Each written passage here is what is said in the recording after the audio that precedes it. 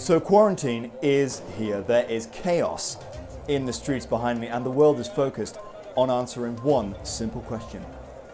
Turbo or rollers? Trace, back to you in the studio.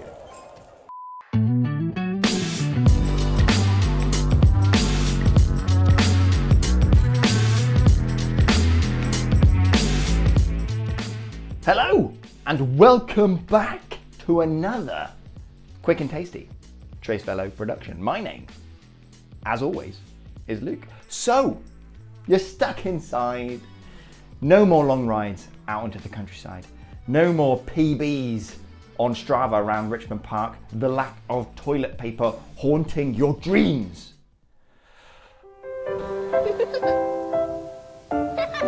Well, ladies and gentlemen, all is not lost, as you can maintain your sanity with an indoor cycle setup. Now, this video is going to be slightly different to the stuff I usually put together, because maybe like some of you out there, I've actually never used any indoor cycling equipment before. Now, this might surprise some of you, but I've never really been able to justify spending 100, 150 quid on an indoor setup when I could just go outside and then spend that money on some cheap Chinese garbage on AliExpress. But recently, kind of a couple of things are changing across the globe, and it's actually now mandated that you stay inside in quite a lot of areas. Here in the UK, as of recording this, I can still go outside to exercise once a day. But still, what better time than right now to give this indoor cycle malarkey a go? So I got myself a set of basic rollers and a basic turbo trainer. So as a first timer, this is going to be pretty representative of what you'll be looking at, maybe about £100 each. I mean, these are both second hand, and with these basic setups, the used market is a fantastic place to look if that's still a viable option for you. I mean, I picked up the rollers here used for 50 quid. Anyway, let's get going and start off with the setup I'm led to believe is a little bit easier. So this is the Lifeline TT02 fluid trainer. So it uses fluid in the back to provide resistance. Costs about £120 new, but again, the used market is going to be your friend here. So setup is crazy easy. In my case, take out the lightweight titanium skewer and use the included heavy duty skewer to mount it into the trainer. Now, turbo trainers wear through tires like nobody's business, so don't use your tubeless GP5000s. I'm using my eBay carbon wheels, and they have some pretty old tires on that I was going to replace anyway, but you can also pick up some turbo specific tires if that's what you're after. Anyway, let's get cracking. Okay, right. Got it set up, so let's give it a go, shall we? Also, just to mention, I had to shoot this on my GoPro because my room isn't massive and I couldn't frame everything with my regular, incredibly professional setup. Nice. What I've done as well is I've got my speed sensor attached to the back wheel, linked up to the Garmin here, so I can see how fast I go, and I can also track the mileage as well. Anyway, let's crack on and get clipped in here. A few moments later. Okay, cool, so I've been going a few minutes now, and the first thing you notice is the bike's just so rigid. I mean, it makes sense, to be fair. I mean, we're clamped into the setup at the back here, but the bike just doesn't move at all. I mean, it's just completely solid. Just like being on an exercise bike at the gym, I suppose. I mean, it just goes to show how stiff these carbon frames are, I suppose. It just doesn't really move at all. But the one thing which is kind of becoming apparent is that you get hot quite quick doing this. So I've got a desk fan over there, which I'm going to set up in front of me to give me a little bit of fresh air. So let's set that up right now. Right, so I locked my desk fan into my bike stand. What a setup. Biggest indoor cycle flex of 2020 right here. Okay, right, now I've got the wind rushing through my increasingly receding hairline. Realism has gone up tenfold. I feel like I'm riding the Giro d'Italia. So yeah, let's crack on. Whew.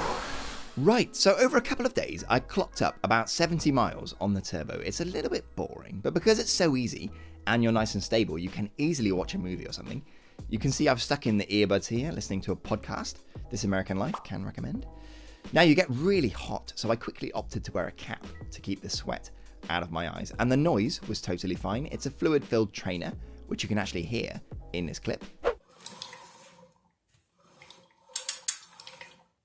I presume it's a type of oil, but it wasn't super loud by any means. Now, I was initially super hesitant to get out of the saddle and to sprint, as I've heard some horror stories about cracked carbon frames, but it is dangerously easy. The frame is obviously fixed, and you can see in these clips that the frame flexes quite a lot when you get out of the saddle. My frame is fine, but yeah, seeing these play back, I'm definitely going to stay in the saddle from now on. Now, because the bike doesn't move with you, it's not the most comfortable thing in the world, especially when you get the power down. You kind of expect the bike and the saddle to shift with you, but it is completely solid. Long sessions aren't crazy comfy, but with the resistance provided by the fluid, it is no doubt a hell of a workout. And quite addictive, really. I can see why people like these things. Oh, and the rear tyre and the fluid chamber at the back, it get pretty toasty after a long session as well. Wow, that's quite warm. Holy moly, that is toasty. Anyway, let's check out these rollers. Right then, I've got here a used pair of Arion Elite Parabolic rollers. And like I said, I picked these up for 50 quid secondhand, or about 62 bucks, I think. Okay, so here's my basic roller setup. I've got a towel down because these rollers don't have little rubber feet, so I don't want to scratch the floor. But yeah, pretty simple stuff. So the back wheel obviously rotates, rotating this barrel, and then the front barrel here is connected via this rubber band. So if I spin the back, the front wheel spins. And yeah, and that's basically it. And I've put it up against the wall there, just to give myself a little bit of support. Anyway, let's crack on. So full disclosure, I've had a little go on these already, and yeah, let me tell you, not quite as simple as the turbo trainer to get up and rolling. So a couple of tips for you. If you're starting out, use a doorway so you have support on either side, and start in a higher gear. It makes getting going much easier.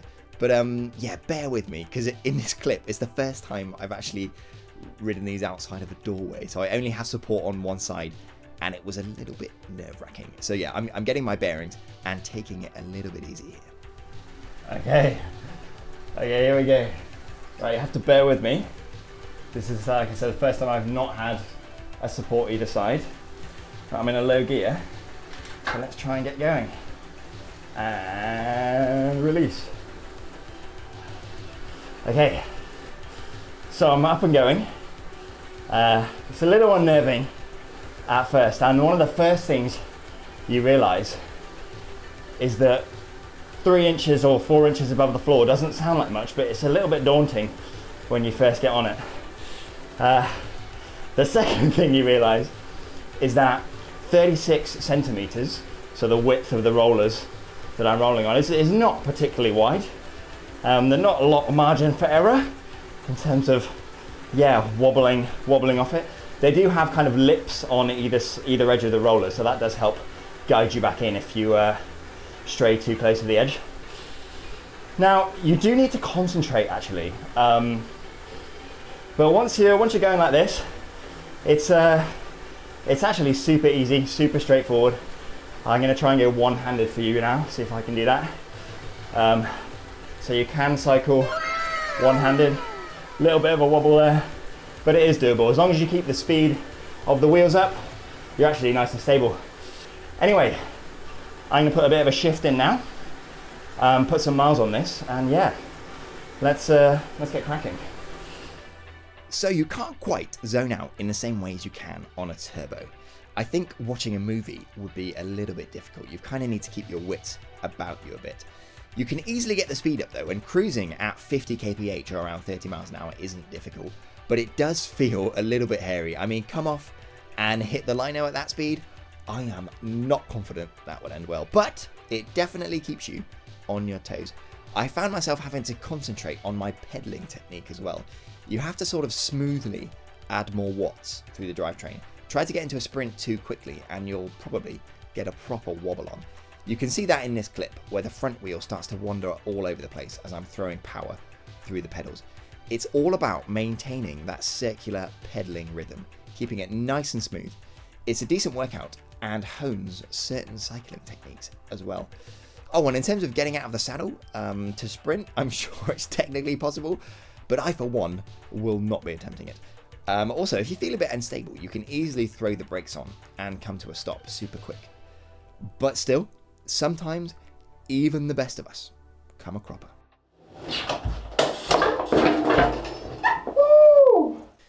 Yeah, so this was my first fall, and for the next ride, I'll probably loosen my cleats a little bit.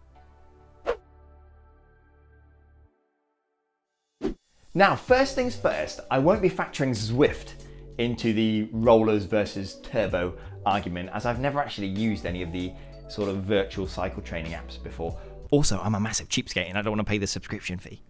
Plus, you can use turbo and rollers with Zwift as far as I'm aware, although I think using a turbo is slightly easier.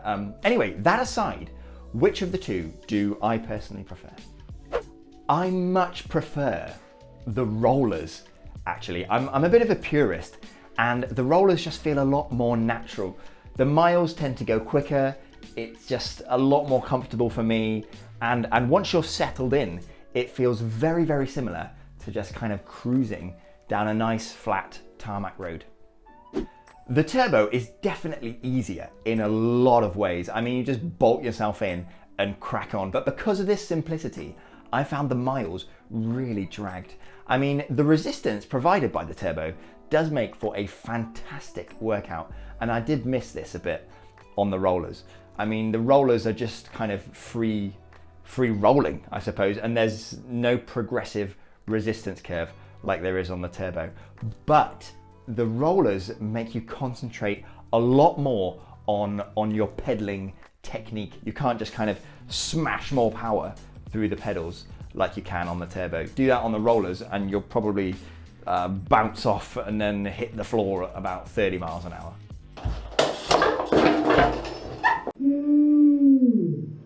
So it definitely takes a little bit more concentration, and the danger factor, I suppose, is a little bit higher with rollers, but that's kind of why I prefer it. It keeps you on your toes a little bit more and kind of makes you feel alive. Anyway, that's all we've got today, ladies and gentlemen. So subscribe if you like this kind of stuff. Hit the like button if you enjoyed this video, and if you've got any questions or any comments about the indoor trainers that I've showed today or indoor training in general, definitely Google it, because I'm a beginner and I don't know much about these things. So I hope you kind of enjoyed the slightly different take on the video that I've done today, and I will catch you all in the next one.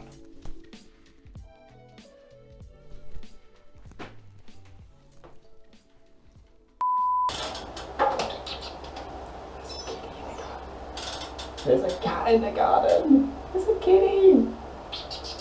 Oh no, there's a kitty. Oh, please come. They ask you how you are, you just have to say that you're fine when you're not really fine.